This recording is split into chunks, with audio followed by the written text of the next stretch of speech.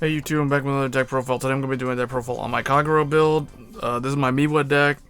I didn't play a whole lot of Kagero. I have played more with them than Nova and Royal Paladin. That's mainly because I pulled a bunch of Blazing Flare Dragon. But I still need like a 4th Overlord for the end. So I don't know what I'm going to do. I think he's a reward. My hair is sticking up. But whatever. Anyway... Yeah, I pulled... The game basically told me, you are going to play Blazing Flare Dragon because this was the card that I had a play set of, like, from the opening, like, 20 packs. I pulled a bunch of these and, like, not a whole lot of anything else. Like, I pulled, like, 3 or 4 of these, and then I pulled, like, 1 Overlord and 3 Balsister Coco, and then, like, 1 Asura Kaiser and nothing else. So no CEO, no Silent Tom, no Blockade, none of that stuff. So those things all came later. Like eventually I pulled 1 Blockade, and then I recently crafted the second one. So now I have 2, but I mean this is the deck. So I figured, okay, it wants me to run Blockade. Everybody's running Conroe as a starter. I want to run Conroe as a starter. In the beginning I was running Conroe as a starter. I decided to change it because basically Blazing Flare Dragon in the mirror match makes the opponent, it forces the opponent to use Conroe early to search Bari. And because we run crit triggers, if you check a crit when they're at 3, it'll force that PG out of their hand early. So they'll have to try to like fish for another one, or if they don't already have one. And you run 4 PGs. So basically, let's go over the deck. So starter is Gatling Claw Dragon. You have to run this if you want to do the Superior Ride. If you don't want to run, if you don't care about the Superior Ride, then you can run Conroe. But the thing is, like, if you don't run this and you don't have the ability to do the Superior Ride, like, why are you running Blazing Flare Dragon? It kind of defeats the purpose of the deck, right? So I feel like you got to run Gatling Claw. In the matchups against Nova Grapplers and OTT, it forces them to use their booster early, and they won't be able to keep it on the field for fear of you retiring it with Gatling Claw, and that's basically what Gatling Claw does. Mirror matchup, same thing, Conroe. They forces them to use them immediately. And then... Royal Paladin is probably the one that fears this the most, because if they're running Bargle, this gets rid of Bargle. The only other build is like sometimes a Royal player might be running the Grade 3 Searcher, and then again Gatling Claw can take care of that. It forces them to try to like use it when they weren't really wanting to use it. So it's a decent starter, I would say. Next we run obviously the 4 PGs, and then we run 2 Demonic Dragon Mage Kimnara. We run 2 of this because it works really good with powering up Blazing Flare Dragon. Basically, this deck is the retire heavy Kagero deck. Like, a lot of Kagero decks out there run like Overlord, and they just use like Berserk Dragon, and then they have the Blockade play, and maybe Goku. This is kind of all the above. So we do run Kimnara just because it gives you more capabilities to retire the opponent's back row, and I feel like when you are able to destroy Nova Grappler's back row, or Royal Paladin's back row, or maybe even like a Gemini for Silent Tom, or even other Kagero players' back row, like you kill off Bar and deny them their booster, that can actually really hurt them in the long run. So I mean, keep in mind that it does get rid of him, but he goes in the soul to allow Blazing Flare Dragon to retire something else. Next we run 3 of the Demonic Dragon Madonna Joka, because it works just like Blazing Flare Dragon, where it gains 3k when you retire something. And then because we run the Superior Ride chain, you have to run 4 Iron Tail Dragon. You have to run 4 of this. It can essentially function like Bar in very clutch situations. Because of the Counterblast one, you can turn it into an 8k to swing into like a Night Mist or something just to kill off that last Interceptor. So stuff like that. It does have some utility. So it's not a horrible card. But yeah, you have to run it because it's part of the Superior Ride chain. Moving on to Grade 2s, we run 4 Berserk Dragon.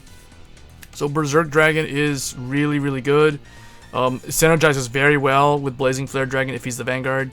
Or even when he's the Rearguard, because his effect works on Rearguard as well. Which is really nice. Essentially, Blazing Flare Dragon is kind of like Soul Saver Dragon because it's a Soul Blast 4 effect. But Berserk Dragon basically Counterblast 2. He's the opposite of Blaster Blade. Blaster Blade retires a grade 2 and a grade 3. This guy retires a grade 1 or lower. So it hits boosters basically. Optimal thing to do with this is to kill off a booster. Don't use this to kill an interceptor unless you're trying to push for game. You always want to kill off boosters because trust me, it hurts the opponent in the long run. And then we're running 4 Blazing Core Dragon because this is the enabler for the Superior Ride chain.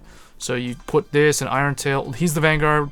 You put Iron Tail and Gatling Claw into the Soul. They have to be on the field as rear guards. You put them in the Soul, use Superior Ride, Blazing Flare Dragon. So that's 4 of him. And then 3 Nihilum. Mainly because he's a 10k vanilla. He's really good. The only other thing that you could run in here besides Nihilum is Sutherland.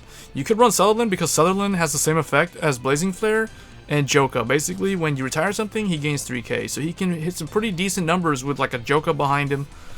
But I opted for the consistency of just the Nihilum. So 3 of him, and then 2 of the Flame Edge Dragon, because that extra soul charge plus Kimnara going in the soul can allow you to effectively use Blazing Flare's effect more than once per game. Like assuming you did the Superior Ride play, you'll have the cost for like all those soul, like Gatling Claw, the grade 1 Iron Tail, and the core. Those plus the grade 1 or 2 will be like 4, and then like the remaining soul plus the thing that this thing soul charge plus another thing you soul charge, and if you re-ride or you get another soul charge, is situational. It doesn't really happen, but that's why we run it in here. Moving on to grade 3s, we run 3 Draconic Overlord. 3 because I just have 3. Like I pulled 1 in the very beginning of when I first started the game, then I pulled like 2 throughout the time of opening up packs with the gacha tickets. So 3 Overlord, but obviously you run as many Overlords as you can because he's the best rear guard grade 3 that the deck has right now. And he will be essential for if you want to run Draconic Overlord the End later on, coming out. I think now it's going to be June when that comes out in English. And of course 4 Blazing Flare Dragon. Enough said, that's basically what the deck is all about. It relies on his plays. Steel Dragon Blockade, run as many as you have. He's good to push for a final turn. Like, if you don't have the Counterblast for Overlord or you don't have Overlord on the field, you can ride this. And then you can swing Vanguard, Vanguard, Vanguard, like with all 3 columns that turn. So, this card I think is a little overrated. It's good, but the thing is, like when I was playing as OTT, I didn't really have any problems with this guy. I probably played like 4 or 5 of people running this thing as on the Climb the Legend, and it's good. Don't get me wrong, but it's situationally good. Like, just know that if you don't kill your opponent's grade 2s, they're gonna keep attacking you with those units. I mean, yeah, they'll have to attack your grade 2s, but they're still gonna be attacking you with their stuff. You're not getting rid of their attackers, essentially, is what's happening when you run this. So it does have some drawbacks, but it is a really good card overall. And then Goku, I still only have 2 Goku, but Goku's really, really good. As an alternate Vanguard, he just helps you keep on blowing up the back row, more retire power on the drive checks. And then 2 Arch Dragon. You could run Aleph as a backup as opposed to this guy, but I just think this guy is more consistent. He fits well with Blazing Core because you tend to blow up a lot of rear guards. Like Berserk Dragon's gonna be killing back row. Blazing Flare can also kill back row or front row. Overlord play will like blow up the front row, so keep on blowing up the back row. Goku will be killing the back row. You know, if he's a Vanguard, Kimnara can be sniping rear guards in the back row all day. So stuff like that. That's why we run Arch Dragon. So that's basically the build. That's my, I call the Miwa build because I feel like Overlord is not the main theme. And also because I run Blockade, and Blockade, as if you watch the anime, you know Seal Dragons actually was Miwa's Kagero deck, whereas Kai focused on Overlord. Miwa focused on this, because later on, like in the Season 3, when the Cross Ride comes out, Miwa's the guy that was using that card. So anyway, guys, hope you enjoy the deck profile.